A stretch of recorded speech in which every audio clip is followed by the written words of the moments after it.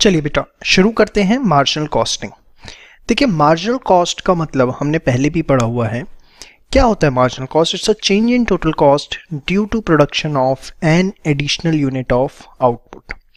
Output की एक additional unit produce करने से जो भी टोटल कॉस्ट के अंदर चेंज आता है उसको हम क्या बोलते हैं? Marginal cost. उसी से रिलेटेड कुछ एक्सटेंडेड बातें हमें इस चैप्टर के अंदर पढ़नी है। तो सबसे पहले कुछ बेसिक कॉन्सेप्ट्स हम डेवलप करते हैं। देखिए सेल, अगर सेल में से सिर्फ हम वेरिएबल कॉस्ट माइनस कर दें तो हमारे पास आ जाता है contribution per unit. Suppose sale price है 100, वेरिएबल कॉस्ट है 70, तो कंट्रीब्यूशन पर यूनिट आ गया आपका कितना? 30। अब सपोज ऑर्गेनाइजेशन ने टोटल 10,000 यूनिट्स सेल करी है, तो टोटल कंट्रीब्यूशन किसके इक्वल होगा? Contribution per unit multiply by units sold is equals to total contribution. ठीक है, और टोटल कंट्रीब्यूशन में से जब हम फिक्स्ड कॉस्ट माइनस कर देते हैं तो उसको बोला जाता है प्रॉफिट्स। देखिए बेसिक टर्मिनोलॉजी है मार्जिनल कॉस्टिंग की और कुछ भी नहीं। आपको क्या ध्यान रखना है? सेल्स में से वेरिएबल कॉस्ट माइनस करेंगे तो क्या आएगा? Contribution per unit. फिर टोटल कंट्रीब्यूशन निकालने के लिए आपको क्या करना है? जो भी कंट्रीब्यूशन पर यूनिट आया उसको मल्टीप्लाई कर दीजिए जितनी आपने यूनिट्स बेची, और उसमें से जब आप फिक्स्ड कॉस्ट माइनस कर देंगे तो आपके पास क्या आ जाएगा? प्रॉफिट्स। ठीक है, एक एग्जांपल से समझते हैं। XYZ लिमिटेड ने सपोज 20,000 यूनिट्स बेचे 30 रुपये पर यूनिट के हिसाब से। ठीक है, वेरिएबल कॉस्ट है उनकी 18 रुपीज़ और फिक्स कॉस्ट है 60,000। तो आप एक बात बताओ, सबसे पहले सेल्स प्राइस कितना है? 30, वेरिएबल कॉस्ट कितनी है? 18, तो कंट्रीब्यूशन पर यूनिट कितना आ गया? 12 रुपीज़। यस और नो? अब अगर मुझे टोटल कंट्रीब्यूशन निकालना है तो कैन आई राइट 12 रुपीज़ पर यूनिट है, 20,000 यूनिट्स बेचे हैं तो कितना आ गया? 2,40,000 रुपये। हाँ या ना? Now the fixed cost is rupees how much? 60,000। तो इसमें से आप माइनस करेंगे तो आपके प्रॉफिट्स आ गए कितने? 1,80,000 रुपीज़। ये आ गए आपके प्रॉफिट्स। ठीक है, श्योर? फटाफट एक बार आप यहाँ तक नोट डाउन करिए फास्ट। अब नेक्स्ट है बेटा break even point. Break even point का मतलब होता है कि हम कितनी यूनिट्स बेचें सो दैट हमारी फिक्स कॉस्ट रिकवर हो जाए। प्रॉफिट्स हमारे नील हों, कोई हमें दिक्कत नहीं है, लेकिन हम कितनी सेल करें सो दैट एटलीस्ट हमारी सारी फिक्स कॉस्ट रिकवर हो जाए, हमें प्रॉफिट से मतलब नहीं है। So how much units must be sold so that fixed cost is covered and profits are nil. Profit जो है वो क्या है? आपके 0 है। इन द शॉर्ट अगर आप इक्वेशन फॉर्म में देखें तो टोटल कंट्रीब्यूशन में से फिक्स्ड कॉस्ट माइनस करते हैं तो प्रॉफिट आता है आपका। अब ये प्रॉफिट अगर 0 रखने ब्रेक इवन पॉइंट पे, ये प्रॉफिट क्या हो जाएंगे? 0। तो can I write that total contribution minus fixed cost is equals to profit which are equivalent to 0। In short at break even point can I write कि अगर ये फिक्स्ड कॉस्ट उधर चला गया तो टोटल कंट्रीब्यूशन किसके इक्वल आएगा? Fixed cost के इक्वल आएगा। हाँ या ना? तो एक आपने बेसिक प्रिंसिपल सीखा कि जो ब्रेक इवन पॉइंट है, ब्रेक इवन पॉइंट पे टोटल कंट्रीब्यूशन किसके इक्वल होता है? फिक्स्ड कॉस्ट के इक्वल होता है। देखिए सबसे पहले आपको डेरिवेशन सारी की सारी समझनी है, उसके बाद मैं एक समरी भी बनवा दूंगा, आपके लिए फायदेमंद रहेगा। नोट करिए इसे फटाफट। चलिए अब देखिए लास्ट एग्जांपल से समझते हैं। अगर लास्ट एग्जांपल में हमें ब्रेक इवन पॉइंट निकालना है, हमने देखा ब्रेक इवन पॉइंट पे टोटल कंट्रीब्यूशन किसके इक्वल होगा? फिक्स कॉस्ट के। अब फिक्स कॉस्ट लास्ट एग्जांपल में आपकी कितनी थी? 60,000 रुपीज़। मतलब जो हमें टोटल कंट्रीब्यूशन चाहिए वो कितना चाहिए? 60,000। और जो हमारा कंट्रीब्यूशन पर यूनिट था लास्ट एग्जांपल में वो कितना था? 12 रुपये था। आप देखिए हमने निकाला था इसे। यस और नो? 12 रुपीज़। तो नाउ अगर मुझे 60,000 रुपये की फिक्स कॉस्ट रिकवर करनी है, मतलब टोटल कंट्रीब्यूशन मुझे 60,000 चाहिए और पर यूनिट कंट्रीब्यूशन 12 है, एक यूनिट से 12 रुपये मिलते हैं और मुझे चाहिए कितने? 60,000 रुपये। तो एज सच हमें टोटल कितनी यूनिट सोल्ड आउट करनी पड़ेंगी? 60,000 divided by 12, this comes out to be 5,000 units. ठीक है, so number of units to be sold to attain break even so that मेरी फिक्स्ड कॉस्ट रिकवर हो जाए, दैट इज 5,000 यूनिट्स। समझ में आ गई बात? श्योर? पक्का? उसी तरीके से हमने इसे निकाला है, फटाफट नोट करिए फास्ट। अब इसके बाद नेक्स्ट कॉन्सेप्ट हमें पढ़ना है PV ratio, profit volume ratio. देखिए नाम इसका प्रॉफिट वॉल्यूम रेशियो है, लेकिन इसमें कोई प्रॉफिट की बात नहीं होती। ये निकलती कैसे है, नाम से कंफ्यूज मत होइएगा। Contribution per unit divided by sales price per unit multiply by 100 या total contribution upon total sales into 100।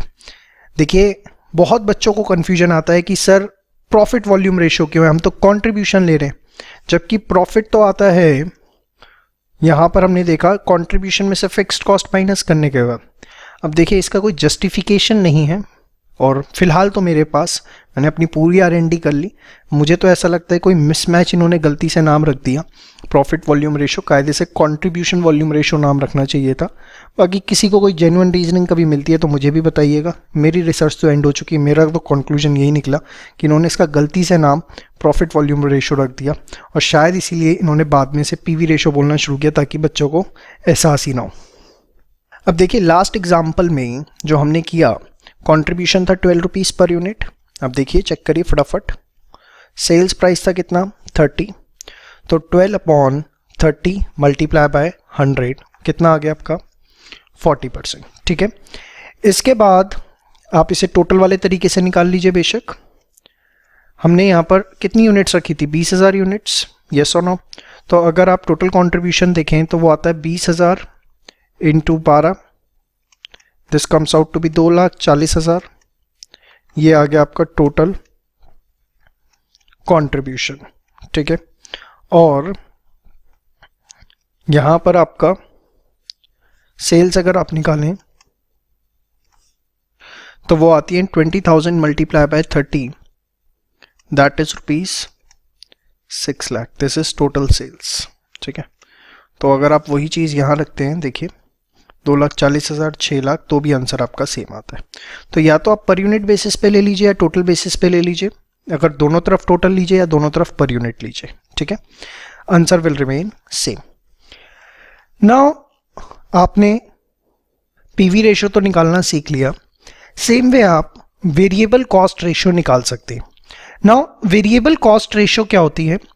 Variable cost per unit divided by sales price per unit into 100 या टोटल वेरिएबल कॉस्ट अपॉन में total sales into 100।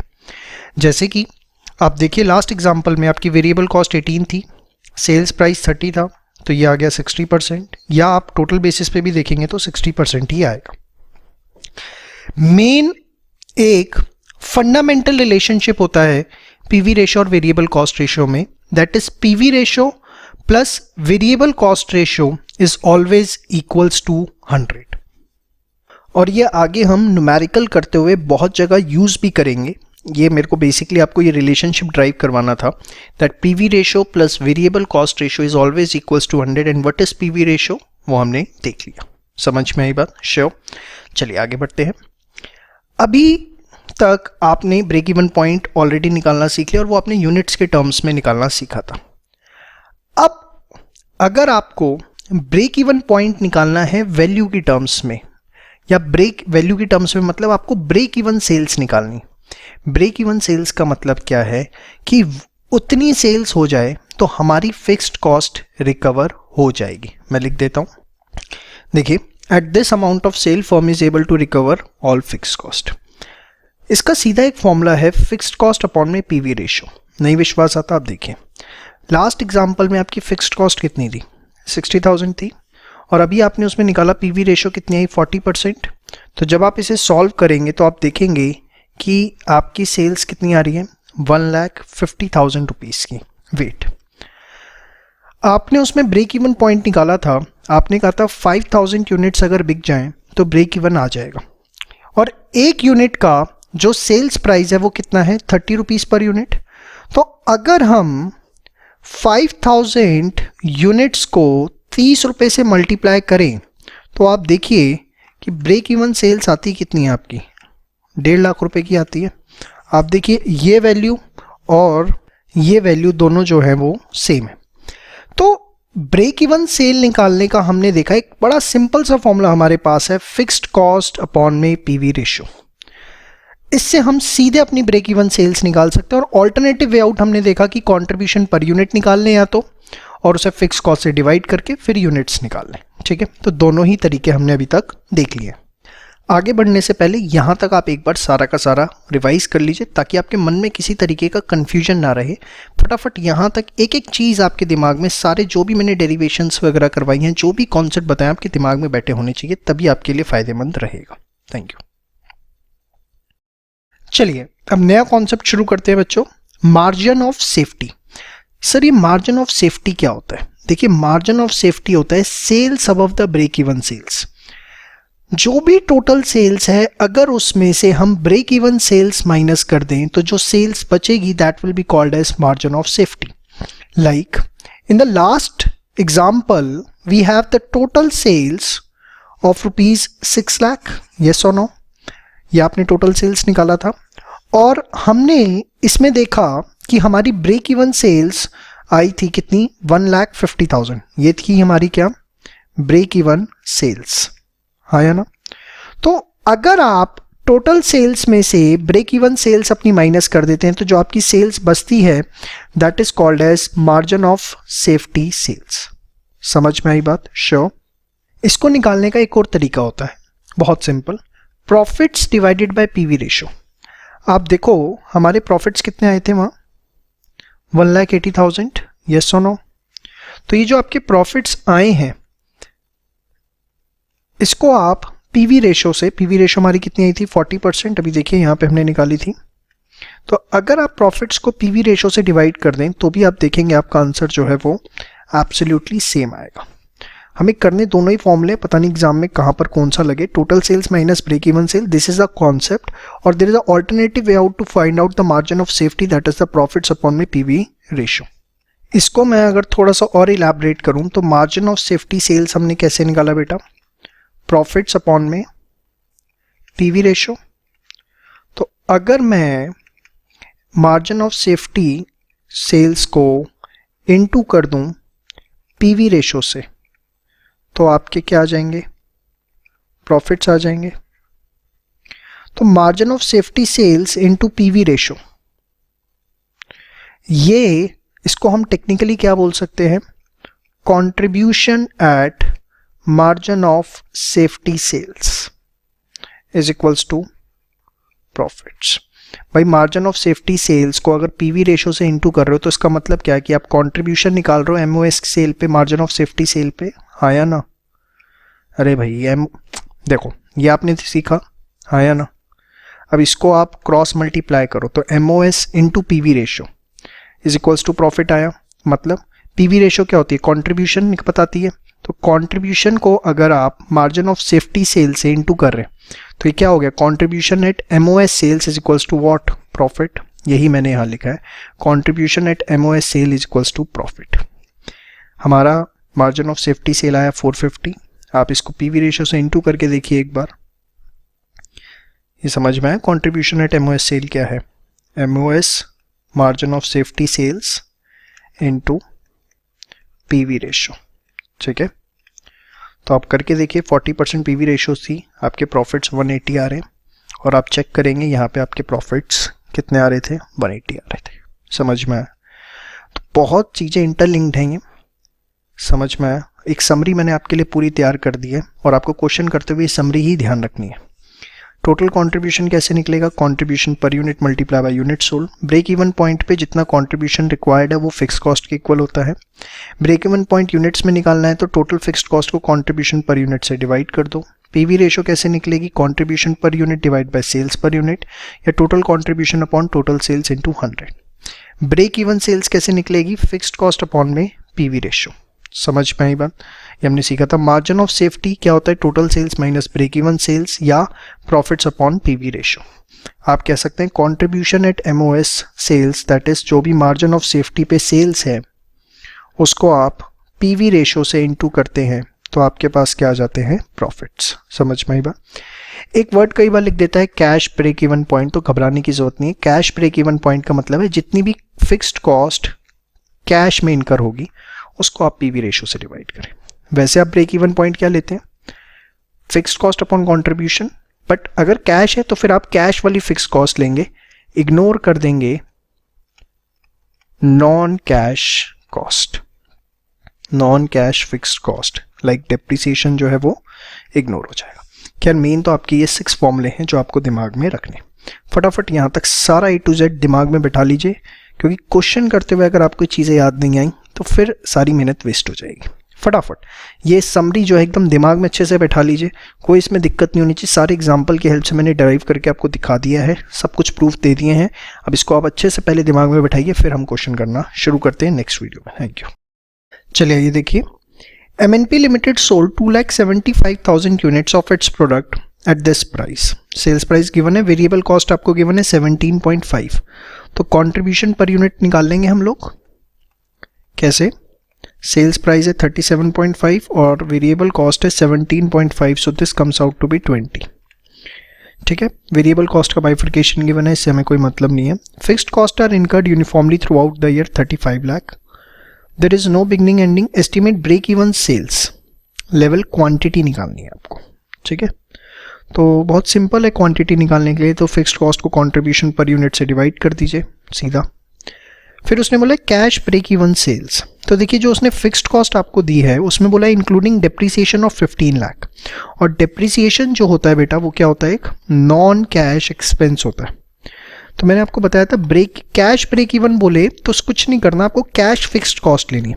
तो यहाँ पे आप कितना लेंगे, 35 lakh total है, उसमें से 15 लाख जो नॉन कैश एक्सपेंस है वो माइनस कर दीजिए, 20 लाख। नीचे सेम रहेगा कंट्रीब्यूशन पर यूनिट, तो this comes out to be 1 lakh units. समझ में आया? फटाफट नोट करिए फास्ट। चलिए next question, you are given the following particulars, calculate break even point, sales to earn a profit of 20,000। चलिए इस डेटा से आपको ये दो चीजें निकालनी।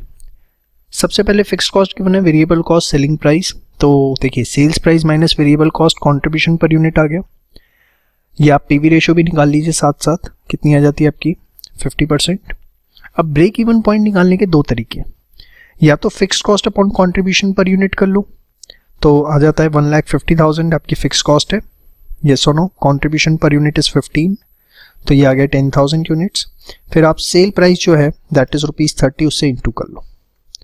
या दूसरा तरीका सीधा है, फिक्स्ड कॉस्ट को पीवी रेशो से डिवाइड कर दे, 1,50,000 बाय 50%, 3 लाख। दोनों ही सिचुएशन में हमारे आंसर सेम आएंगे। ठीक है, करिए कैसे भी आंसर आना चाहिए, दैट्स इट। नेक्स्ट है सेल्स टू अर्न। हमें 20,000 के प्रॉफिट कमाने हैं तो कितनी सेल होनी चाहिए। देखिए हमें पता है total contribution minus fixed cost profit होता है।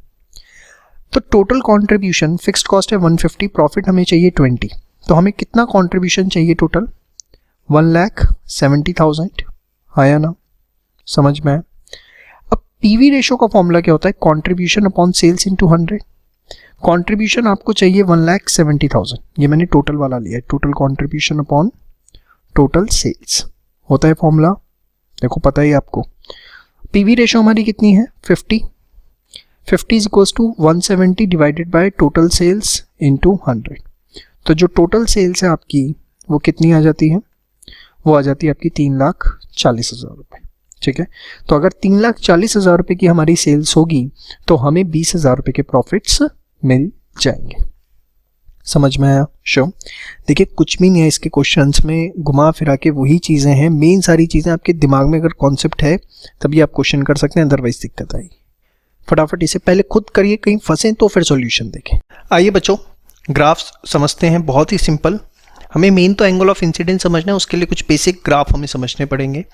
देखिए वाई एक्सिस पे मैंने सेल्स लिया है, यहाँ आउटपुट लिया है। अब जैसे जैसे आउटपुट बढ़ता जाता है सेल्स बढ़ती चली जाती हैं, तो जो सेल्स का कर्व है वो कैसा है, स्ट्रेट लाइन अपवर्ड स्लोपिंग। ठीक है, क्योंकि सेल्स प्राइस पर यूनिट क्या होता है, फिक्स होता है। ठीक है, उसके बाद ऑब्वियसली जो वेरिएबल कॉस्ट होती है वो हमारी सेल्स से कम होती है, हाँ या ना। तो अगर ये सेल्स लाइन है तो this will be your total variable cost, हाँ या ना। क्यों? क्योंकि वेरिएबल कॉस्ट जो है वो सेल से कम होती है, इसलिए जो टोटल वेरिएबल कॉस्ट है वो इससे नीचे आ रहा है। ठीक है, ये इकोनॉमिक्स वाले डायग्राम याद करके कंफ्यूज मत हो जाना। यहाँ पर हम ये मान के चलते हैं कि जो आपका सेल्स प्राइस है वो पर यूनिट फिक्स्ड है। Suppose sales price per unit है आपका 20 रुपये और वेरिएबल कॉस्ट पर यूनिट है आपकी 15 रुपये। ठीक है, तो कंट्रीब्यूशन कितना आ गया, ₹5 पर यूनिट, है ना। तो जैसे जैसे आउटपुट बढ़ेगा वैसे वैसे प्रोपोर्शनेटली वेरिएबल कॉस्ट भी बढ़ती चली जाएगी और सेल्स लाइन उससे ऊपर। और जो दोनों के बीच का डिफरेंस होगा, this area that you are able to see, देख पा रहे हैं आप? जी हाँ, ये जो पूरा का पूरा एरिया आपको दिख रहा है, ये बेसिकली जो है वो रिप्रेजेंट करता है क्या? कंट्रीब्यूशन। जो इनके बीच का डिफरेंस है ये पूरा का पूरा रिप्रेजेंट करता है कंट्रीब्यूशन को। ये आप बना लीजिए।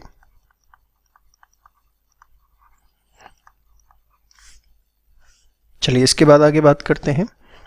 अब देखिए, ये आपने सेल्स लाइन बनाना सीख लिया, ये आपने टोटल वेरिएबल कॉस्ट लाइन बनाना सीख लिया।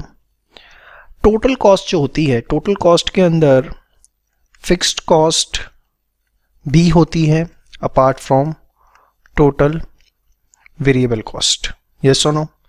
तो जो टोटल कॉस्ट का कर्व है वो टोटल वेरिएबल कॉस्ट के एकदम आप देखिए पैरेलल आएगा और उससे ऊपर आएगा। पैरेलल क्यों आएगा? क्योंकि इनके बीच का जो डिफरेंस है वो डिफरेंस क्या है? That difference is nothing but the fixed cost. और फिक्स्ड कॉस्ट जो है वो हर लेवल ऑफ आउटपुट पे क्या रहती है? सेम। तो ये जो आप देख रहे हैं, ये इतना एरिया, ये क्या है? बेसिकली फिक्स्ड कॉस्ट है। और उसके बाद जो एकदम आप देखिए टोटल कॉस्ट जो है टोटल वेरिएबल कॉस्ट के एकदम ठीक पैरेलल चल रहा है, क्योंकि फिक्स्ड कॉस्ट हर लेवल पे क्या रहेगी? सेम रहेगी। समझ में आया? अब बड़े ध्यान से देखिए, सेल्स और टोटल कॉस्ट आपस में एक दूसरे को कहाँ इंटरसेक्ट कर रहे हैं? यहाँ पर कर रहे हैं। ये दिख रहा है आपको पॉइंट, हाँ या ना? तो दिस पर्टिकुलर पॉइंट जहां ये आपस में एक दूसरे को इंटरसेक्ट कर रहे हैं, आप देख पा रहे होंगे, this is break even sales. ये जो है आपकी ब्रेक इवन सेल्स आ गई, मतलब यहां इतनी सेल होने पे टोटल कॉस्ट आपकी कंप्लीट हो जाती है। तो इसके बाद का जो भी एरिया है, ये वाला एरिया आपको जो दिख रहा है, बेसिकली ये एरिया रिप्रेजेंट करता है क्या? ये बेटा रिप्रेजेंट करता है प्रॉफिट्स को। किसको? प्रॉफिट्स को। मैं लिख देता हूं, this particular area represent profits. और ये वाला जो एरिया है जो सेल्स और टीवीसी के बीच में है, वो क्या रिप्रेजेंट करता है? दैट रिप्रेजेंट्स कंट्रीब्यूशन, जो मैंने आपको यहां बताया था। लेकिन जो सेल्स और टोटल कॉस्ट का ब्रेक इवन के बाद का एरिया, वो क्या रिप्रेजेंट कर रहा है? प्रॉफिट, क्योंकि ब्रेक इवन के बाद ही प्रॉफिट आने शुरू होते हैं। इसी को थोड़ा जूम करके देखिए, यहां पर ये सेल्स लाइन, ये टोटल वेरिएबल कॉस्ट, ये टोटल कॉस्ट दिख रहा है आपको। अब इसमें आप देखिए, ये जो है आपका सारा का सारा इलाका, ये टोटल कॉस्ट के ऊपर वाला दिख रहा है आपको। ये क्या है बोलो? हाँ, वेरी गुड। ये सारे के सारे जो हैं आपके प्रॉफिट्स। कंट्रीब्यूशन ये सेल और टीवीसी के बीच का, ये वाला एरिया क्या रिप्रेजेंट कर रहा है? प्रॉफिट। अब एंगल ऑफ इंसिडेंस क्या होता है? देखिए जरा, angle formed by intersection of the sales and total cost line. ये जो सेल्स की लाइन और टोटल कॉस्ट लाइन है, इसके इंटरसेक्शन से जो ये एंगल बन रहा है एट ब्रेक इवन सेल्स, उसको हम क्या बोलते हैं? This particular angle is known as angle of incidence. ये जितना वाइडर होगा, ये जितना ब्रॉड होगा, उतना आपका रेट ऑफ जनरेटिंग प्रॉफिट्स जो है ब्रेक इवन के बाद वो हाई है। आप देखिए यहां कितना छोटा सा बन रहा था, यहां देखिए कितना वाइड बन रहा है। तो wider the angle, greater is the rate of generating profits after break even sales. समझ में आया आपको? श्योर? तो बेसिकली आपने सेल्स देखा, सेल्स और टोटल वेरिएबल कॉस्ट देखा, फिर टोटल कॉस्ट प्रॉफिट देखा, और फिर एंगल ऑफ इंसिडेंस समझा। जितना वाइडर होगा एंगल ऑफ इंसिडेंस, उतना प्रॉफिट जनरेट करने का जो रेट है वो हाई होगा। ग्राफ में सिर्फ इतना ही समझना है जितना मैंने आपको बताया, और कुछ दिमाग नहीं लगाना बुक में क्या लिखा हुआ है, कैसे लिखा हुआ है। जितना मैंने आपको बताया, just this is relevant, nothing more than that, even a single word. समझ में आई बात? फटाफट नोट करिए सारा का सारा फास्ट। चलिए, you are given the following data for the year 2007 of Rio Company Limited. Variable cost, fixed cost, net profit, sales. Sales अगर 100% है तो variable cost 60% है तो PV ratio 40% हो जाएगा. Fixed cost 30% है, net profit 10% है. Find out break even point, PV ratio. PV ratio क्या होता है? Contribution upon sales into 100. Contribution is 1 lakh minus 60,000 upon sales, तो सीधे 40%, या आप 100 में से 60% माइनस करके भी निकाल सकते थे। फिर ब्रेक इवन पॉइंट के लिए हमें क्या चाहिए, fixed cost upon PV ratio. Fixed cost आपको पता ही है, पीवी रेशो पता है, सीधे ब्रेक इवन पॉइंट आ गया। फिर मार्जिन ऑफ सेफ्टी कैसे निकलता है, total sales minus break even sale. Total sale है 1 लाख, ब्रेक इवन सेल आपकी आ गई, तो ये आ गया margin of safety. Also draw a break even chart showing contribution in profit. बहुत सिंपल होता है, इससे खतरनाक आप इकोनॉमिक्स में सीख चुके हैं। नॉर्मल आउटपुट, इधर आपका सेल्स कॉस्ट। ये देखिए, सेल्स जैसे जैसे आउटपुट बढ़ेगा सेल्स आपकी बढ़ती जाएगी, है ना। पर यूनिट प्राइस फिक्स्ड है, तो एकदम सिंपल ये टीआर की तरह आपका आएगा। It's like total revenue. 30,000 आपकी फिक्स्ड कॉस्ट है, उसके बाद जैसे जैसे आउटपुट बढ़ेगा आपकी वेरिएबल कॉस्ट बढ़ती जाएगी। तो ये देखिए आपकी फिक्स्ड कॉस्ट आ गई यहाँ पर, और ये जैसे जैसे का आउटपुट बढ़ेगा ये आपकी कॉस्ट, यहाँ पे आप देखिए टोटल कॉस्ट आ गया। तो ये जहाँ कट कर रहे हैं that's a break even point, और ब्रेक इवन आया कहाँ पर है, 75,000 की सेल्स पे। समझ में आया। वेरिएबल कॉस्ट अगर आपको बनाना है तो आप बना लीजिए, 0 पे 0 है, और जैसे जैसे आपकी कॉस्ट बढ़ती, आउटपुट बढ़ता जाएगा वेरिएबल कॉस्ट बढ़ती जाएगी, बट ऑब्वियसली वो टोटल कॉस्ट से कम होगी। देखिए टोटल कॉस्ट और टोटल वेरिएबल कॉस्ट एक दूसरे के पैरेलल होते हैं, बेसिक इकोनॉमिक्स है, और उनके बीच का जो डिफरेंस है दैट इज फिक्स्ड कॉस्ट। अब देखिए एक दूसरे के पैरेलल भी है, टोटल कॉस्ट बड़ा रहता है वेरिएबल कॉस्ट से। समझ में आई बात। अब इसमें कंट्रीब्यूशन अगर आपको रिफ्लेक्ट करना है तो ये जो सेल्स है और टोटल वेरिएबल कॉस्ट है, इसके बीच का जो डिफरेंस है सारा का सारा, ये बेसिकली कंट्रीब्यूशन है, ये वाला सारा एरिया। ठीक है, ये जो एरिया है दैट रिप्रेजेंट्स व्हाट, कंट्रीब्यूशन। लेकिन अगर आपको प्रॉफिट रिप्रेजेंट करने हैं, प्रॉफिट कितने हैं, तो उसके लिए ध्यान से देखिए, जो आपका टोटल कॉस्ट से ऊपर का एरिया है ये वाला एरिया जो है, ये क्या रिप्रेजेंट कर रहा है, आपके प्रॉफिट्स। समझ में आई बात। श्योर, बहुत ही सिंपल, इसमें कुछ भी टेक्निकल नहीं है। दोबारा रिपीट कर देता हूँ, सेल्स नॉर्मल, फिर टोटल कॉस्ट में ये फिक्स्ड कॉस्ट हो गई, फिर वेरिएबल कॉस्ट इसके नीचे रहेगी, दोनों एक दूसरे के पैरेलल रहेंगे। टीसी बड़ा रहेगा टीवी से, और पैरेलल इसलिए रहेंगे क्योंकि there differences TFC which remains constant at all level of output. Yes और no. So now where sales and total cost are equal that's a break even, आया ना। और ये जो सेल्स और टीवीसी के बीच का एरिया है सारा येलो वाला, ये कंट्रीब्यूशन है। और सेल्स और टीसी के बीच में, क्योंकि यहाँ पे ब्रेक इवन आ गया, ब्रेक इवन के बाद जो भी एरिया चल रहा है आपका, ये सारा का सारा क्या रिप्रेजेंट कर रहा है, आपके प्रॉफिट्स। समझ में आई बात। क्वेश्चन आता नहीं है डायग्राम का, जस्ट एक सेफर साइड मैंने आपको करवा दिया, इससे ज़्यादा कुछ करने की ज़रूरत नहीं है। ठीक है, श्योर, नोट करिए फास्ट। चलिए नेक्स्ट क्वेश्चन है, company under profit of ₹30,000 during this, if the marginal cost and the selling price are this in this, find out the amount of margin of safety. तो sales price है, variable cost contribution per unit आ गया, उससे PV ratio निकल गई हमारी। Margin of safety क्या होता है, प्रॉफिट अपॉन पीवी रेशियो, तो नॉर्मल आपने इसे निकाल लिया। 2 नंबर का ये क्वेश्चन आपके एग्जाम में आ सकता है। ठीक है, फटाफट नोट करिए फास्ट, अपने आप ही करिए इनफैक्ट। चलिए अब कुछ एप्लीकेशन बेस्ड क्वेश्चंस हम करने जा रहे हैं। कुछ भी नहीं है, जो आपने बेसिक कॉन्सेप्ट सीखे उसी के बेसिस पर है सब कुछ। A company can make any one of the 3 product X, Y और Z। कंपनी 3 में से कोई एक प्रोडक्ट बना सकती है, उसने क्लियर इंस्ट्रक्शन आपको ये दे दी है। ठीक है, it can exercise it's option only at the beginning of each year, but उसे साल की शुरुआत में ये डिसीजन लेना है। X में 10 रुपये का सेलिंग प्राइस है, Y में 12 का है, Z में भी 12 का है। वेरिएबल कॉस्ट तीनों की अलग अलग गिवन है।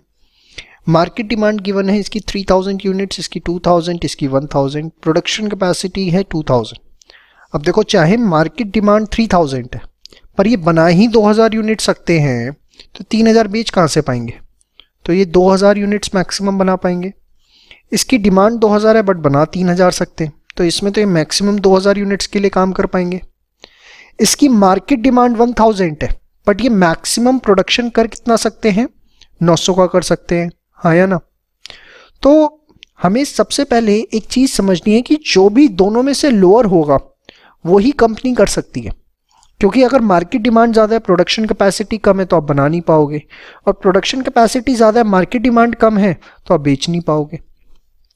फिक्स्ड कॉस्ट है 30,000, compute opportunity cost for each of the product. देखिए बहुत सिंपल है, कंट्रीब्यूशन पर यूनिट कितना आएगा, 10 - 6 4 3 5, यस और नो। अब आप यूनिट्स कितनी बेच सकते हैं, लोअर ऑफ प्रोडक्शन और मार्केट डिमांड, तो मैंने पहले ही सर्कल कर दिया 2000 2900, ठीक है। तो इससे अगर आप देखें तो टोटल पॉसिबल कंट्रीब्यूशन कितना है, 2000 × 4, this comes out to be 8000, हाँ या ना। 8000 का कंट्रीब्यूशन आ सकता है, यहाँ पर कितना आ सकता है 6000, और यहाँ कितना आ सकता है 4500। यही समझ में आया। सबसे पहले बताओ अपॉर्चुनिटी कॉस्ट का मतलब क्या होता है। देखो ये इकोनॉमिक्स है, it is the maximum possible contribution forgone by not producing alternative product. मतलब सपोज आप एक्स की प्रोडक्शन करते हो तो आप मैक्सिमम कौन सा कंट्रीब्यूशन लूज कर रहे हो। आप देखो एक्स की आप प्रोडक्शन करते हो तो आप कितना कमा पाओगे, 8000 रुपये, हाँ या ना, ये कमा पाओगे। इसके बाद जो अगर आप एक्स प्रोड्यूस करें, वाई और जेड में से हाईएस्ट कंट्रीब्यूशन उसमें सर वाई में है, तो for producing product X the Y का जो कंट्रीब्यूशन है this will be the opportunity cost. देखो अपॉर्चुनिटी कॉस्ट क्या होता है, नेक्स्ट बेस्ट ऑल्टरनेटिव फॉरगॉन, याद करो, नेक्स्ट बेस्ट ऑल्टरनेटिव फॉरगॉन। अगर आप एक्स प्रोड्यूस नहीं कर रहे होते तो आप क्या कर रहे होते, वाई कर रहा होता, क्योंकि उसी में ज्यादा है। तो that is your opportunity cost, next best alternative जो आप फॉरगॉन कर रहे हो। वाई की अगर आप प्रोडक्शन कर रहे हो आपको 6 मिल रहा है, बट अगर आप वाई नहीं कर रहे होते तो बट ऑब्वियसली आप किसकी प्रोडक्शन कर रहे होते, एक्स की कर रहे होते, तो वाई को प्रोड्यूस करने की जो अपॉर्चुनिटी कॉस्ट है दैट इज 8000। आप जेड की प्रोडक्शन कर रहे हो 4500 कमा रहे हो, क्योंकि आपको एक्स वाई जेड में से एक ही सिलेक्ट करना है। सपोज आप जेड करते हो, ऑब्वियसली कॉमन सेंस कहती है कि कोई भी जेड नहीं करेगा, बट सपोज आप जेड का प्रोडक्शन कर रहे हो तो आप किस चीज को भूल रहे हो, आपको एक्स का जो कंट्रीब्यूशन है, जो आपकी हार्दिक इच्छा होनी चाहिए थी, वो आप नहीं कर पाओगे। तो वो आपके लिए क्या है, एक तरह से अपॉर्चुनिटी कॉस्ट। तो what is the opportunity cost, next best alternative foregone. और सिंपल वर्ड्स में लिख दूं, देखो सिंपल वर्ड्स में लिख दिया, इससे सिंपल नहीं लिख सकता कि अगर एक्स की प्रोडक्शन की तो वाई और जेड प्रोड्यूस नहीं कर सकते, तो अब वाई और जेड में जो भी आपको हाईएस्ट कंट्रीब्यूशन प्रोवाइड करता है वो अपॉर्चुनिटी कॉस्ट है। सेम वे बना लेना, वाई की प्रोडक्शन की तो एक्स और जेड प्रोड्यूस नहीं कर सकते अब, और एक्स और जेड में जो भी हायर कंट्रीब्यूशन प्रोवाइड कर रहा है that is the opportunity cost. Same way Z की प्रोडक्शन की तो एक्स और वाई प्रोड्यूस नहीं कर सकते, अब एक्स और वाई में जो भी हायर कंट्रीब्यूशन प्रोवाइड कर रहा है that is your opportunity cost. तो अब उम्मीद करता हूं आपको ये समझ में आ गया, ठीक है, फटाफट नोट डाउन कर लो फास्ट। चलिए नेक्स्ट क्वेश्चन देखते हैं। MK limited manufactures and sales a single product X जिसका सेलिंग प्राइस है 40 रुपीज पर यूनिट और वेरिएबल कॉस्ट है 16 पर unit. Fixed cost for the year है 4,80,000 and annual sales are at 60% margin of safety. जो annual sales है उसमें 60% margin of safety है। Calculate rate of net return on sales, sales पे net return कितना मिला अगर इनकम टैक्स आपका 40% है। तो देखिए बहुत ही सिंपल, कुछ भी क्वेश्चन में टेक्निकल नहीं है। सेल्स प्राइस 40 है, वेरिएबल कॉस्ट 16 है, कंट्रीब्यूशन पर यूनिट आ गया जिससे आप पीवी रेशियो निकाल लेंगे, हाँ या ना। अब अगर मार्जिन ऑफ सेफ्टी 60% है जैसा कि उसने बताया, तो ब्रेक इवन सेल्स कितनी होंगी 40%, हाँ या ना। अब ब्रेक इवन सेल्स का एक फॉर्मूला होता है fixed cost upon PV ratio. Fixed cost आपको गिवन है 4,80,000, पीवी रेशियो कितनी है आपकी 60%, तो ब्रेक इवन सेल्स आ गई 8 लाख, हाँ या ना। Now break even sales are 40% और in terms of amount it is 8 lakh. तो टोटल सेल्स का 40% इज ब्रेक इवन सेल्स, तो टोटल सेल्स हमारी कितनी आ जाएंगी 8 lakh divided by 40%, this comes out to be how much 20 lakh, हाँ या ना।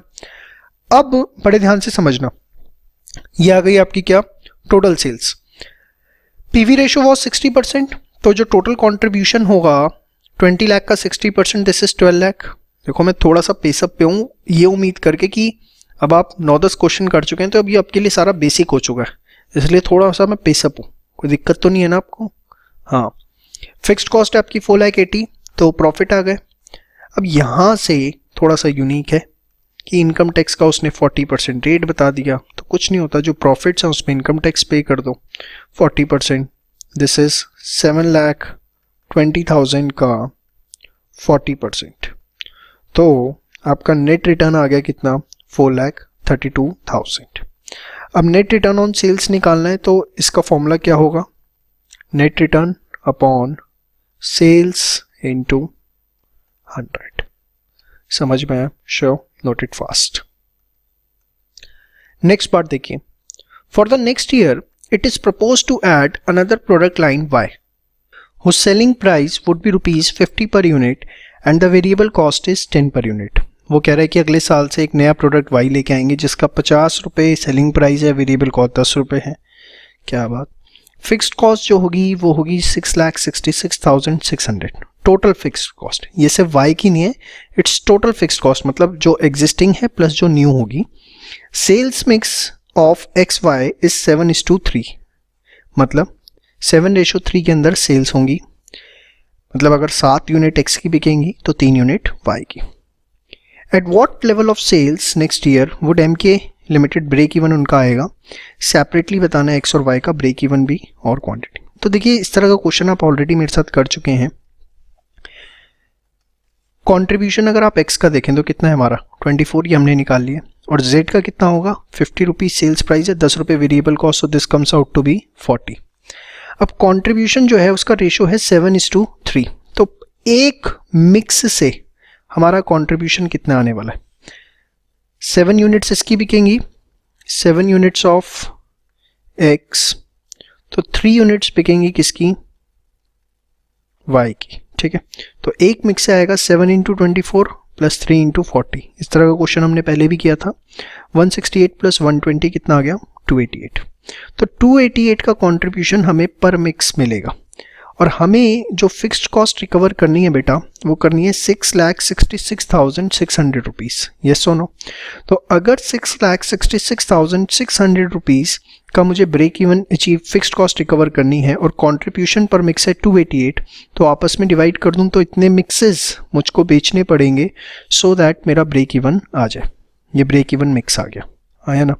कितने चाहिए, 2314.6 मिक्स। अब प्रोडक्ट X इसमें कितना होगा, इतने मिक्स हैं, और एक मिक्स के अंदर 7 यूनिट्स ऑफ X हैं, तो इंटू 7 कर दीजिए, इंटू ये 7 यूनिट्स, तो ये आपका आ गया। आपको प्रोडक्ट X की 16,202 यूनिट्स बेचनी पड़ेंगी in order to have break even, और प्रोडक्ट Y की इसको ही आप 3 से इंटू कर देंगे, क्यों, क्योंकि यहाँ पे 3 यूनिट्स ऑफ Y है, तो 6944 यूनिट्स आ गया। तो इसकी इतनी और इसकी इतनी यूनिट्स बिकेंगी तब जाके आपका ब्रेक इवन आएगा। जिससे और सेल्स वैल्यू निकालनी है तो इसको 40 से इंटू कर दीजिए यूनिट्स को, और इसको 50 से। समझ में आया? देखिए कायदे से तो इसका यही सॉल्यूशन होना चाहिए, लेकिन आपकी बुक में जो इसका सॉल्यूशन है वो थोड़ा सा डिफरेंट है, और क्यों मैं आपको बता दूं। देखिए सेल्स मिक्स की वन है 7:3 में, हाँ है ना? अब ये सेल्स मिक्स मैंने तो मान लिया कि ये यूनिट्स का है, जो कि बाय डिफॉल्ट एजम्पशन होती भी है, ठीक है, बट आपकी बुक्स में ये सेल्स मिक्स माना हुआ है सेल्स वैल्यू का। सेल्स वैल्यू का मतलब सर मैं आपको बताता हूँ। देखिए कायदे से तो यही तरीका है, लेकिन एक बार मैं आपको डिस्कस कर दूं ताकि आपको दिक्कत ना आए। Sales mix in value terms, अब ये क्या है, सपोज 100 रुपए की सेल है, वो मान रहे हैं कि जो 7:3 है वो रुपीस की टर्म में, मतलब अगर 100 रुपए की सेल्स है तो उसमें 70 रुपए की सेल X की है और 30 रुपए की सेल Y की है। ये क्वेश्चन मान रहा है, मतलब जो उन्होंने आपको सॉल्यूशन प्रोवाइड किया वो इस तरीके से प्रोवाइड किया कि 100 रुपए की सेल में 70 रुपए की सेल X की है और 30 रुपए की सेल Y की। तो अगर हम इस हिसाब से करते हैं, यहां पर पीवी रेशो था 60%, तो कंट्रीब्यूशन आ जाता है 70 का 60%, और यहाँ कंट्रीब्यूशन आ जाता है 80% था पीवी रेशो यहाँ पर 24, तो टोटल कंट्रीब्यूशन आ जाता है 42 plus 24, this comes out to be how much 66। जो टोटल कंट्रीब्यूशन आता है कि अगर 100 रुपये की सेल है और 70-30 की रेशो में हो रही है तो इसके कंट्रीब्यूशन को अगर देखूं तो 66 रुपीस का कंट्रीब्यूशन ऑर्गेनाइजेशन कमा रही। तो उस हिसाब से पीवी रेशो मिक्स की कितनी हो जाती है 66%। तो ब्रेक इवन सेल्स लाने के लिए that is fixed cost upon PV ratio वो आ जाता है 10,10,000 कि इतने की टोटल सेल्स होगी तो उनका ब्रेक इवन आएगा। अब इसमें 70% सेल्स ये एक्स की लेते हैं और वाई की 30%, क्योंकि 7:3 है ना, 70% कर लो या ऐसे ही निकाल लो, 10,10,000 का 7/10 और 3/10 एक ही बात है, ठीक है, ऐसे भी निकाल सकते हैं आप, एक ही बात है। तो ये आ गया इतना और ये आ गया इतना, और उसी चीज को फिर ये यूनिट्स में निकालते हैं। तो x की एक यूनिट कितने की है 40 रुपए की, तो 7,07,000 is the sales value divided by 40, so this comes out to be 17675 units, और this comes out to be, इसकी 50 रुपए की एक यूनिट है तो 606 यूनिट्स। ये सॉल्यूशन वो है जो आपके मॉड्यूल्स में गिवन है। सर एग्जाम में आ गया तो क्या करें? देखिए वैसे तो आप एजम्पशन लिख के आए, ठीक है, एजम्पशन लिख के आए कि we have assumed mix sales mix given is of units या is in terms of units, ठीक है। और नीचे अगर आप ये एजम्पशन लिखाते हैं फिर आपको कोई दिक्कत नहीं है, और अगर आपके पास वक्त है तो फिर आप ऑल्टरनेटिव सॉल्यूशन भी कर सकते हैं, ठीक है, बट इस सॉल्यूशन में कोई दिक्कत नहीं है। और मेरे हिसाब से तो आप ये सॉल्यूशन भी करें तो भी आपको एजम्पशन दे के आनी चाहिए, क्योंकि वहाँ पर टीचर कौन होगा क्या होगा कुछ नहीं पता। इसमें अगर आप ये वाला करते हैं तो एजम्पशन लेंगे कि we have assumed sales mix in terms of rupees या वैल्यू, सेल्स वैल्यू, समझ में आया? तो जो तरीका आप अपनाएं उसकी एजम्पशन जरूर देखें, फिर आप सेफर साइड होंगे, और मेरे हिसाब से आपको ये वाला करना चाहिए, ठीक है। Thank you. हेलो एवरीवन, चलिए अब हम स्टार्ट करने जा रहे हैं absorption and marginal costing. Exactly sir होता क्या है ये एब्जॉर्प्शन एंड मार्जिनल कॉस्टिंग? देखिए बेटा, इसके अंदर हमें इनकम स्टेटमेंट बनानी है। एक इनकम स्टेटमेंट हमें बनानी है एब्जॉर्प्शन कॉस्टिंग के हिसाब से, और एक इनकम स्टेटमेंट हमें बनानी है मार्जिनल कॉस्टिंग के हिसाब से। सर ये इनकम स्टेटमेंट एक्सपेक्टेड होगी, बजटेड होगी या एक्चुअल होगी? तो ये इनकम स्टेटमेंट आपकी एक्चुअल होगी, कोई बजटेड इनकम स्टेटमेंट नहीं होगी। कोई ये नहीं कि आज आप अगले 3 महीने के बारे में कुछ सोच रहे हो और वो स्टेटमेंट तैयार कर रहे हो। ये जो स्टेटमेंट होगी ये बेसिकली एक्चुअल रिजल्ट्स के ऊपर होगी। एक्चुअल रिजल्ट्स आपको गिवन होंगे कि पर कंपनी का, ऑर्गेनाइजेशन का पिछले 6 महीने का या 3 महीने का या 1 साल का आपको सारा डिटेल्स गिवन होगा, और उसके बेसिस पे आपको स्टेटमेंट तैयार करनी है। सर दोनों के बीच में क्या डिफरेंस होगा? हमें ये तो समझ में आ गया कि चलो एक इनकम स्टेटमेंट बनानी है and it's very simple, sales है उसमें से सारी कॉस्ट है वो माइनस कर देंगे तो प्रॉफिट आ जाता है। इनकम स्टेटमेंट तो यही होती है। तो then what's a fundamental difference between absorption and marginal costing?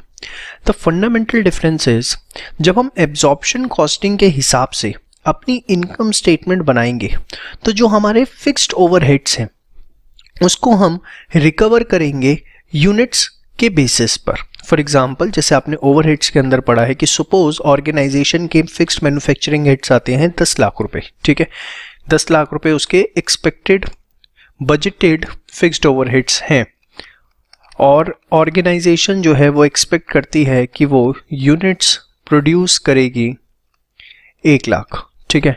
तो हम क्या करते हैं, एक रिकवरी रेट निकालते हैं।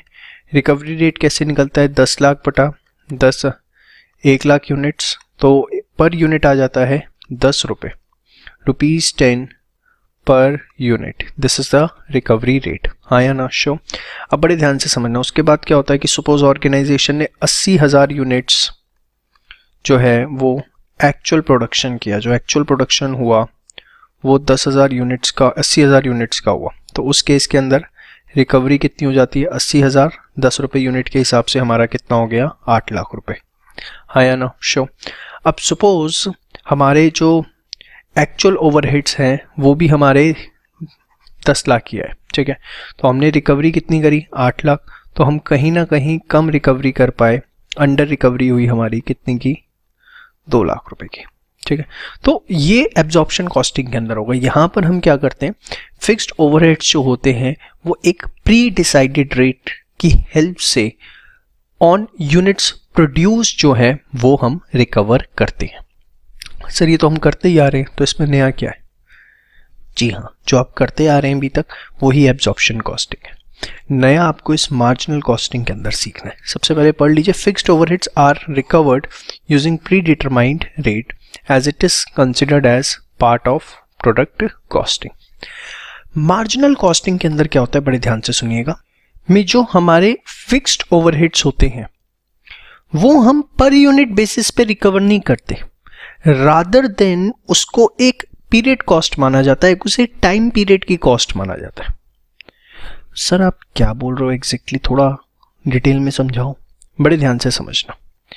देखिए मार्जिनल कॉस्टिंग के अंदर क्या होगा, सपोज मेरे फिक्स्ड ओवरहेड्स हैं 10 लाख रुपए 1 साल के, ठीक है, और मेरी वेरिएबल कॉस्ट आती है यूनिट बनाने की 8 रुपए, ठीक है, और मेरी कमोडिटी का जो सेल्स प्राइस है वो है 10 रुपए पर यूनिट। अब सपोज अगर 10 रुपए सेल्स प्राइस और वेरिएबल कॉस्ट 8 रुपए है तो कंट्रीब्यूशन कितना होगा? 2 रुपए पर यूनिट। आया ना?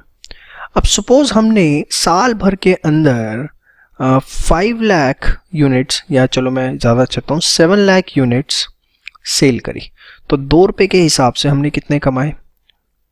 14 लाख। आया ना? और जो फिक्स्ड कॉस्ट है हमारी पूरे साल की वो कितनी है बेटा? 10 लाख रुपए। आया ना? तो हम कहेंगे कि 4 लाख रुपए हमारे क्या आ गए? प्रॉफिट्स। देखो इसमें हमने क्या किया, कोई रिकवरी रेट नहीं निकालते मार्जिनल कॉस्टिंग में। अभी तक आपने पूरा चैप्टर किया, हमने कहीं पे भी कोई रिकवरी रेट निकाला? नहीं निकाला। हम देखते हैं कि वेरिएबल कॉस्ट और सेल्स का जो डिफरेंस है that is contribution, that should be sufficient enough to cover up the fixed cost.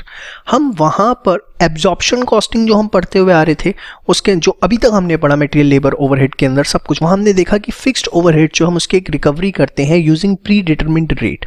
लेकिन मार्जिनल कॉस्टिंग के केस में ऐसी जरूरत नहीं पड़ती, क्योंकि वहां पर जो फिक्स्ड कॉस्ट है उसे एक टाइम पीरियड की कॉस्ट माना जाता है, उसे पर यूनिट बेसिस पे प्रोपोर्शनेट नहीं किया जाता। जो भी पूरे साल का कंट्रीब्यूशन है और पूरा का पूरा उस कंट्रीब्यूशन में से जो भी पूरे साल के फिक्स्ड कॉस्ट है एज इट इज माइनस कर दी जाती है।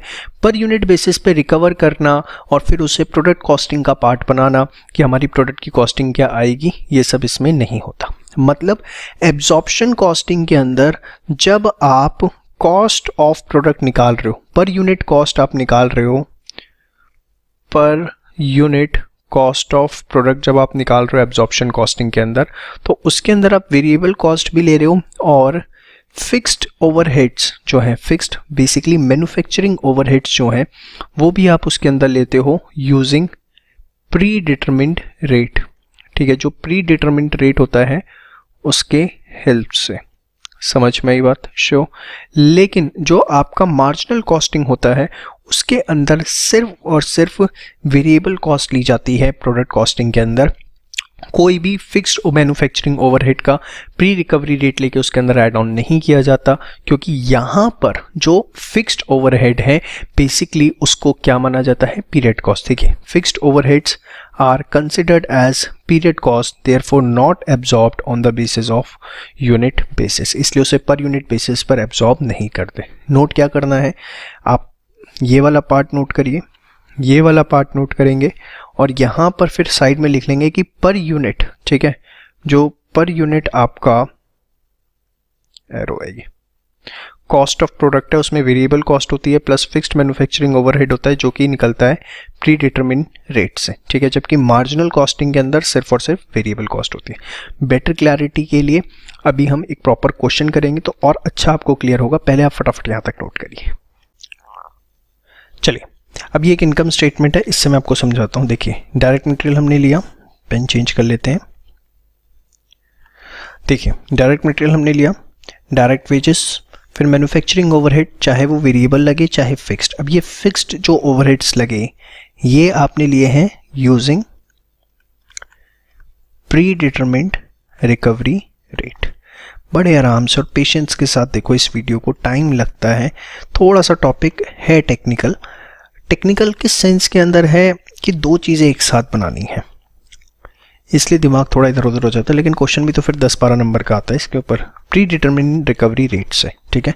और कैसे निकालते हो उसको आप? Budgeted fixed overhead divided by budgeted production, ठीक है बेटा। इसके बाद आपका कॉस्ट ऑफ प्रोडक्शन आ जाता है जिसमें आप ऐड करते हैं जो भी opening stock of finish goods है, इसकी वैल्यू हमेशा आपको गिवन होती है, ठीक है। फिर आप उसमें से माइनस करते हैं क्या? Closing stock of finish good. अब सर ये closing stock of finish good कैसे निकलेगा?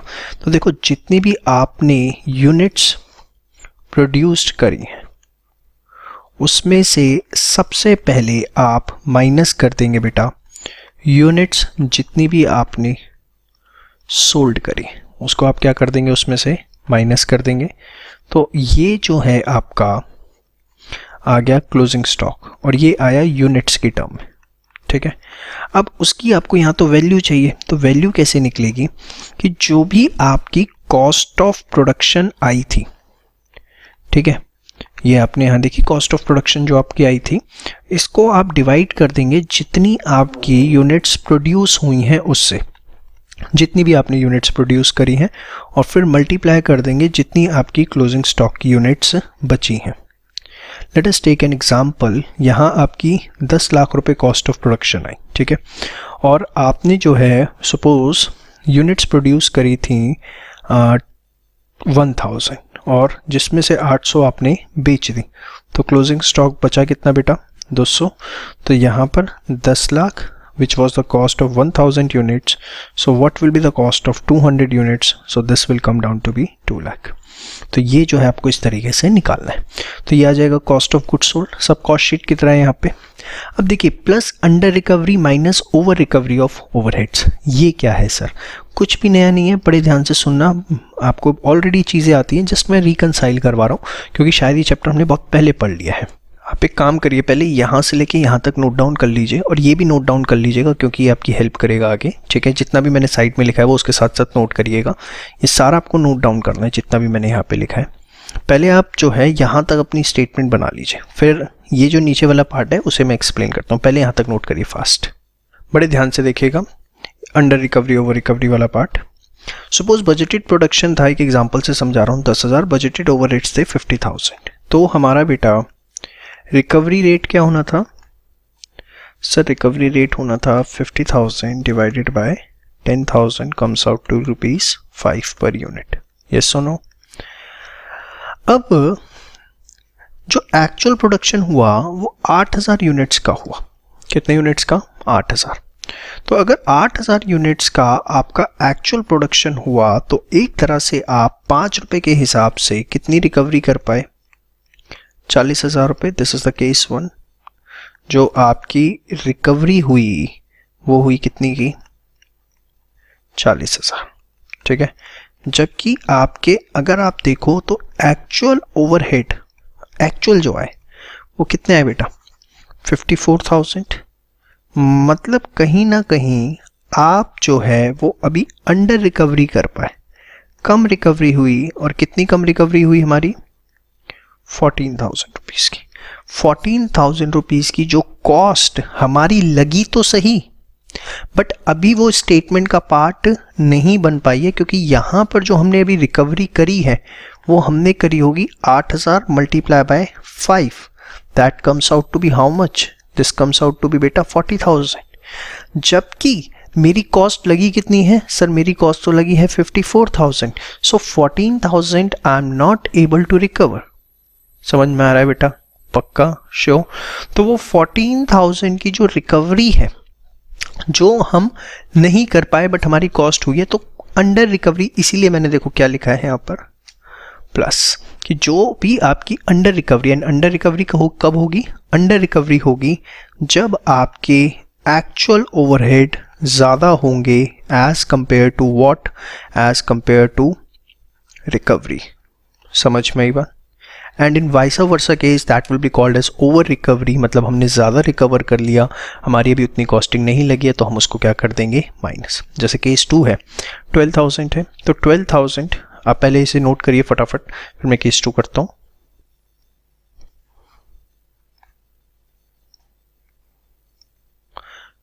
कर लिया नोट? अच्छा गुड। चलो मैं केस 2 करूं। केस 2 12,000 यूनिट्स, तो रिकवरी कितनी हो गई बेटा? 60,000। तो ओवर रिकवरी हो गई कितनी?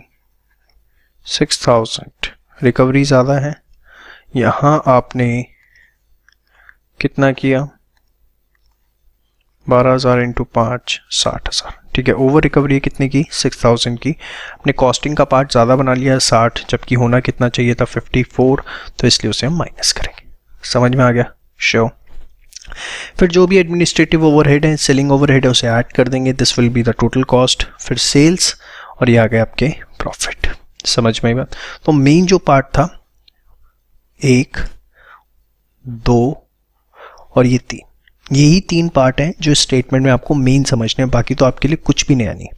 ये भी आपने समवॉट किया ही हुआ है, ये भी किया हुआ है। मेन तो अंडर ओवर रिकवरी है जो मैंने आपको बता दी, और यहाँ अंडर ओवर रिकवरी इसलिए करते हैं क्योंकि ये एक्चुअल स्टेटमेंट है, this is not a budgeted statement. समझ में आई बात? श्योर। चलिए फटाफट एक बार सारा नोट डाउन करिए फास्ट यहाँ तक। आगे बढ़े, मार्जिनल कॉस्टिंग। देखिए बहुत सिंपल है। Sales, direct material, direct wages, variable manufacturing overhead. Fix नहीं लेने, सिर्फ वेरिएबल। क्यों? क्योंकि मार्जिनल कॉस्टिंग में फिक्स्ड कॉस्ट को पर यूनिट बेसिस पे रिकवर नहीं किया जाता, उसको हम एक पीरियड कॉस्ट मानते हैं, टाइम पीरियड की कॉस्ट मानते हैं। कॉस्ट ऑफ गुड्स प्रोड्यूस्ड, इसमें opening stock of finished good minus closing stock. अब देखिए ये आई यहाँ पर पहली बात, variable cost of goods produced, और यहाँ जो क्लोजिंग स्टॉक अब आपका निकलेगा वो कैसे निकलेगा बताओ? जो भी आपकी वेरिएबल कॉस्ट आई है ऑफ गुड्स प्रोड्यूस्ड की, उसमें उसको आप डिवाइड करेंगे यूनिट्स आपने जितनी प्रोड्यूस करी मल्टीप्लाई बाय क्लोजिंग स्टॉक। तो देखिए इसके अंदर क्योंकि यहाँ पे सिर्फ वेरिएबल कॉस्ट है, तो इसके जो क्लोजिंग स्टॉक आएगा उसमें भी होगी क्या? सिर्फ वेरिएबल कॉस्ट होगी। यही बात मैंने आपको यहाँ समझाई थी कि देखो एब्जॉर्प्शन कॉस्टिंग में जब आपने लिया तो वेरिएबल कॉस्ट भी और फिक्स्ड ओवरहेड भी है, क्योंकि यहाँ पर आप देखो जब मैन्युफैक्चरिंग लिया हमने वेरिएबल फिक्स, तो जो क्लोजिंग स्टॉक लेंगे तो बाय डिफॉल्ट उसमें तो न होगा। बट क्योंकि मार्जिनल कॉस्टिंग में सिर्फ आप लेते ही यहाँ पर वेरिएबल कॉस्ट हो, तो इसका जो क्लोजिंग स्टॉक निकलेगा उसमें सिर्फ क्या फैक्टर होगा? Variable cost. समझ में आया? यही बात मैं आपको उस समय समझाना चाह रहा था। तो ये कॉस्ट, फिर कॉस्ट ऑफ गुड्स सोल्ड, फिर जो भी variable admin, selling and distribution overhead है वो ऐड कर देंगे, तो टोटल वेरिएबल कॉस्ट, ये आ गया आपका कंट्रीब्यूशन। फिर टोटल फिक्स्ड कॉस्ट, चाहे वो किसी भी तरीके की है, वेरिएबल है, सॉरी मैन्युफैक्चरिंग है, एडमिन है, सेलिंग है, हर तरह की फिक्स्ड कॉस्ट जो है वो इसके अंदर आ जाएगी, चाहे वो मैन्युफैक्चरिंग से रिलेटेड है, चाहे वो सेलिंग से रिलेटेड है, चाहे वो आपकी एडमिन से रिलेटेड है, वो सब इसमें आएगी। तो ये आपका क्या आ जाएगा? Net profit. समझ में आई बात? श्योर। तो एक बार आप ये सारा पूरा अच्छे से नोट डाउन कर लीजिए। 60% क्लैरिटी भी है, वैसे तो मुझे उम्मीद है 100 ही हुई होगी, बट फिर भी अगर आपको सिर्फ 60% क्लैरिटी भी है तो it's more than sufficient. Why so? Question करते ही 100% हो जाएगी। अभी सिर्फ हमने कॉन्सेप्ट डिस्कस किया है, वैसे तो जितना मैंने समझाया इसमें आपको कोई दिक्कत नहीं है, तो आराम से आगे बढ़ सकते हैं। ठीक है, दिक्कत है तो थोड़ा सा जहाँ दिक्कत है वो एक बार दोबारा देख सकते हैं। Thank you. चलिए आइए बच्चों क्वेश्चन करते हैं। मेगा कंपनी है just completed it's first year of operation. First year of operation है मतलब किसी भी तरीके का कोई ओपनिंग स्टॉक नहीं होगा। ठीक है। The unit cost on a normal costing basis, direct material, direct labour, variable overhead, fixed overhead, ये जो है आपको रिकवरी रेट गिवन है, ठीक है बेटा। इसके बाद सेलिंग एंड एडमिन में आपकी वेरिएबल कॉस्ट है, फिक्स्ड कॉस्ट है। फिर यूनिट्स प्रोड्यूस 24,000, सोल्ड 21,500, तो जो क्लोजिंग स्टॉक होगा that will be 24,000 minus 21,500 comes out to be how much, 2,500। बड़े ध्यान से देखिएगा इस क्वेश्चन को। इसको मैंने ऐसे प्रेजेंट किया है कि अगर आपने इस तरीके इस क्वेश्चन को कर लिया ना, फिर आप कभी एब्जॉर्प्शन मार्जिनल का क्वेश्चन गलत नहीं करके आओगे। Unit selling price, direct labour hours worked 72,000, actual fixed overhead जो थे वो 48,000 लेस हैं than the budgeted fixed overhead. Actual overhead कम है बजटेड से, ठीक है, मतलब आपने जो है वो ओवर रिकवरी कर ली, ठीक है, जो कि माइनस होती है। भाई एक्चुअल कम है ना, अभी पीछे बताया था, देखो एक बार। Budgeted variable overhead was 20,000 less than the actual variable overhead. अब देखो वेरिएबल ओवरहेड के लिए उसने बात लिखी है, किसके लिए लिखी है, वेरिएबल। फिक्स के लिए तो समझ में आती है। अब इसने देखो देखो बजटेड जो ओवरहेड हैं वो वॉज 20,000 लेस, मतलब एक्चुअल ओवरहेड ज़्यादा है आपके, यही बोलना चाह रहे हैं ना। देखो वेरिएबल के केस में अंडर ओवर रिकवरी सीधे एडजस्ट कर दी जाती है। अब कैसे की जाती है अभी मैं आपको बताता हूँ, ध्यान से देखिएगा। एक्सपेक्टेड लेवल ये सब गिवन है, एब्जॉर्प्शन मार्जिनल कॉस्टिंग के हिसाब से आपको स्टेटमेंट्स बनानी है, ध्यान से देखिए। Statement showing cost under absorption costing, या आप इसको सीधे इनकम स्टेटमेंट लिखिए, ज़्यादा बेटर है, ठीक है। अब देखिए रिलैक्स होके बस सुनो आप मेरी बात। अभी कितनी यूनिट्स हमने प्रोड्यूस की हैं, 24,000 आया ना। 24,000 यूनिट्स जो है वो हमने प्रोड्यूस करी हैं, किस रेट से पड़ी हैं, 16 के हिसाब से, ठीक है। तो 24,000 इंटू 16 कितना आ गया, 384। फिर डायरेक्ट वेजेस सेम वे कितना है यहाँ पे 54, तो पर यूनिट है तो 54 इंटू 24,000 यूनिट्स आ जाएगा। सेम वे बेटा वेरिएबल ओवरहेड्स अगर आप देखें तो इट्स 12, तो this comes out to be 12 into 24,000 units.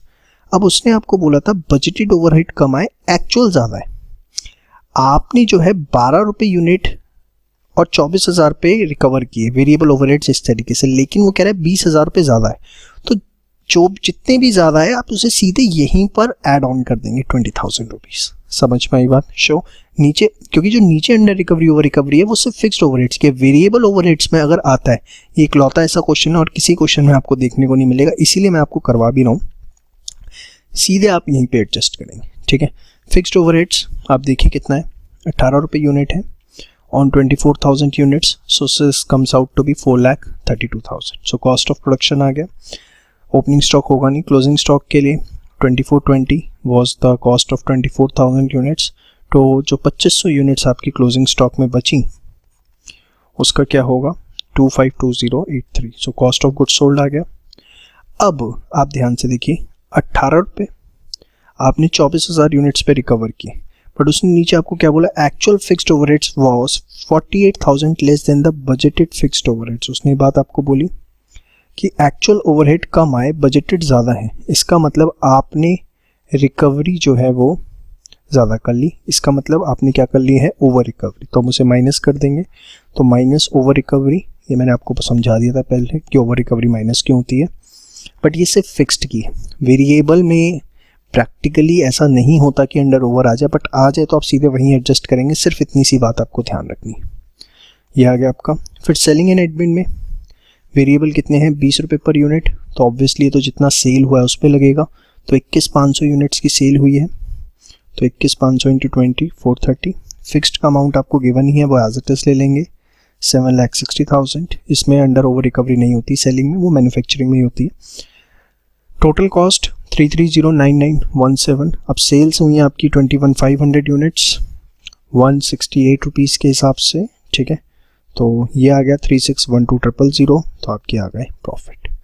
तो बहुत ही सिंपल है, कुछ भी नहीं है। मेन पॉइंट ये है, और इसमें खामखा इन्होंने घुसा दिया, तो मैंने भी आपको बता दिया कि कुछ नहीं करना वेरिएबल में, तो सीधे ही आपको जो एक्चुअल कॉस्ट है वो यहाँ पर ले लेनी। समझ में?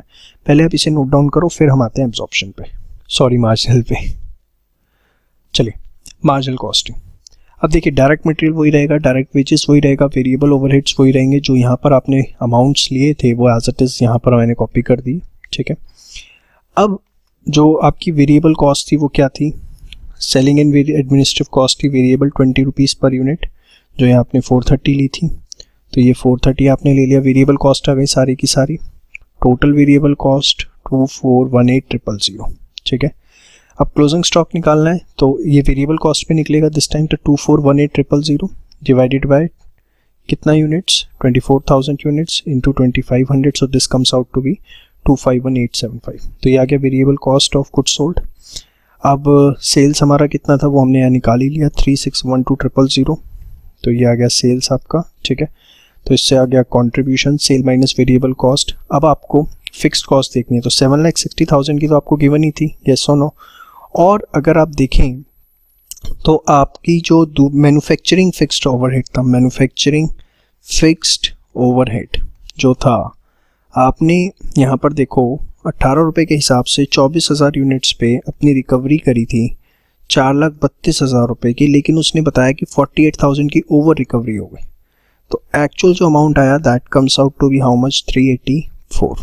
तो वो सीधे आपने यहाँ पर माइनस कर दिया 114। इसमें कोई ओवर रिकवरी अंडर रिकवरी नहीं होता, क्योंकि ये जो फिक्स्ड कॉस्ट है इसको हम पीरियड कॉस्ट मानते हैं और इस वजह से हम सीधे उसे एक्चुअल बेसिस पर लेते हैं। कोई इसमें अंडर रिकवरी ओवर रिकवरी नहीं होती। समझ में आई बात? शो ये समझ में आया कैसे निकाला? 18 रुपये पर यूनिट, 24,000 यूनिट्स पे रिकवर किया, 432 की ये हमारी रिकवरी हुई थी, लेकिन क्योंकि उसने बोला था एक्चुअल 48,000 कम आए हैं तो वो हमने माइनस कर दिया, तो ये कितना आ गया, 384। क्लियर? वेट, यही गलती एग्जाम में हर बच्चा करके आता है गलती। क्या गलती सर? देखो अब ये जो यहां पर गलती हुई, ये ब्लेंडर एरर जिसको हम बोल सकते हैं, मैंने बड़ी मेहनत लगी मेरी, ये देखो असली इनकम स्टेटमेंट मार्जिनल कॉस्टिंग की वो ये थी। क्या कह रहे हो सर? जी हाँ, जरा समझना, आप जरा 2 मिनट ध्यान से। आप डायरेक्ट मटेरियल लो, डायरेक्ट वेजेस लो, वेरिएबल प्रोडक्शन ओवरहेड्स लो, आपकी टोटल वेरिएबल प्रोडक्शन कॉस्ट आई 1988। बच्चे क्या करते हैं, वेरिएबल कॉस्ट उनके दिमाग में इतना बैठ जाता है, जाके इतना बैठ जाता है कि वो यहां पर ले लेते हैं variable selling and admin overheads. ये सबसे बड़ी गलती जो बच्चे एग्जाम में करके आते हैं। आप देखो, मेरे को जरूरत नहीं थी 2 जगह स्टेटमेंट बनाने की, बट बच्चे क्या गलती करके आते हैं और जिसकी वजह से उनका क्वेश्चन गलत होता है, वो बार बार कंफ्यूज होते हैं, वो ये पॉइंट है। ये variable and selling admin overhead इसमें नहीं लेने। आप देखो मैंने जो फॉर्मेट भी बनाया था, मैंने इसे variable manufacturing list, variable admin selling मैंने एंड में लिए कॉस्ट ऑफ गुड्स सोल्ड निकालने के बाद। लेकिन होता क्या, एग्जाम में बच्चों को ये बात ध्यान नहीं रहती, क्वेश्चन इसके इतने प्रैक्टिस के लिए है नहीं। वो क्या करते हैं, सारी वेरिएबल कॉस्ट लाइन से लिख देते हैं, जो कि गलत है। सारी वेरिएबल कॉस्ट नहीं लेनी, आपको सिर्फ प्रोडक्शन से रिलेटेड ये 3 ली, टोटल वेरिएबल कॉस्ट आया, इसके बेसिस पे आपको क्लोजिंग स्टॉक निकालना है। That is 1988 was the cost of 2,40,000 units, then what will be the cost of 2,500 units this. ये आपका आ गया। फिर इसमें वेरिएबल ऐड करना है, फिर वेरिएबल कॉस्ट ऑफ सेल्स आएगी। मेरी बात समझ में आ रही है? कौन सी एरर आप करके आओगे? आप क्या करोगे, सारी वेरिएबल कॉस्ट ले लोगे और इसके बेसिस पे कि क्लोजिंग स्टॉक का वैल्यूएशन आपका गलत हो जाएगा। ये अगर आपने यहाँ पे गलती से वेरिएबल सेलिंग ले ली तो ये आप टोटल वेरिएबल कॉस्ट निकाल दोगे and this will get wrong और पूरा क्वेश्चन गलत। यहाँ आपको सिर्फ वेरिएबल कॉस्ट लेनी तो है but related to production not sales.